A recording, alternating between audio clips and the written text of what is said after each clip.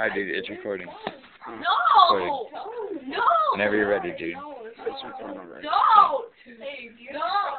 No! No! Okay. What is this gonna? This right here is gonna be on YouTube.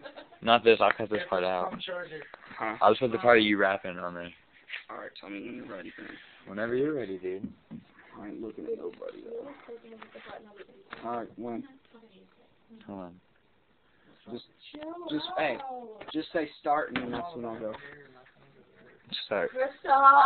So Billy started robbing niggas, anything he could do to get his respect back in the eyes of the school, starting fights over little shit up on the block, stepped up to tell the mothers with brothers with crack rock, working overtime for the money for the crack spot, hit the jackpot, wanted to move up to cocaine, but feeling the Scarface fantasy stuck on his brain, tied up the block, niggas treating him the same. He wanted to be major like the cutthroats and the thugs, but when he tried to step to him, niggas showed him no love. They told him any motherfucking coward could sell drugs, any bitch nigga with a gun could bust slugs, any nigga with a red shirt could front like a blood.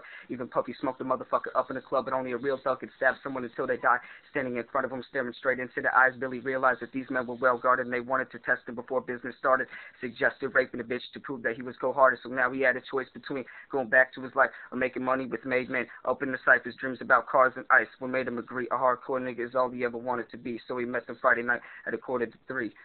They drove around the project slow while it was raining, smoking blunts, drinking, and joking for entertainment till they saw the woman on the street walking alone, 3 in the morning, coming back from work on her way home. So they quietly got out the car, followed her, walking through the projects. The darkness swallowed her. They wrapped her shirt around her head, knocking her onto the floor. This is it, kid. Now you got your chance to be raw.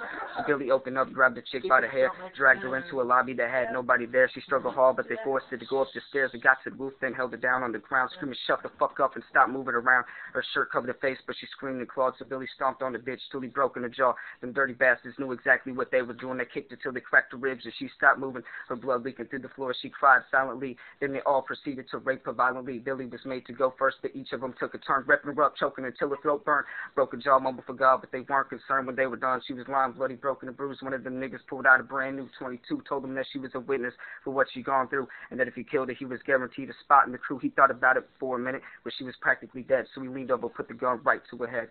Right before he pulled the trigger and he ended the life, he thought about the cocaine with the platinum and ice, and he felt strong standing along with his new brothers. He cocked the gat to her head, pulled back the shirt cover, but what he saw made him start to cringe and stutter because he was staring into the eyes of his own mother. She looked back and cried because he had forsaken her. She cried more painfully, for when they were raping her, his whole world stopped. He couldn't even contemplate his corruption and successfully changed his fate. And he remembered how his mom used to come home late, working hard for nothing, because now as he worked, he turned away from the woman that had once given her birth and crying out to the sky because he was lonely and scared, but only the devil responded because God wasn't there. And right then he knew what it was to be empty and cold, so he jumped off the roof and he died with no soul. They say death takes you to a better place, but I doubt it. After that, they killed his mother and never spoke about it. And listen, because the story that I'm telling is true, because I was there with Billy Jacobs and I raped his mom too. Now the devil follows me everywhere that I go. In fact, he could be standing here at one of my shows, every street cipher list to Lil Thug's flow. He could be standing right next to you and you wouldn't know. The devil grows inside of the hearts of the selfish and wicked, white, brown, yellow, or black color, with what is not restricted.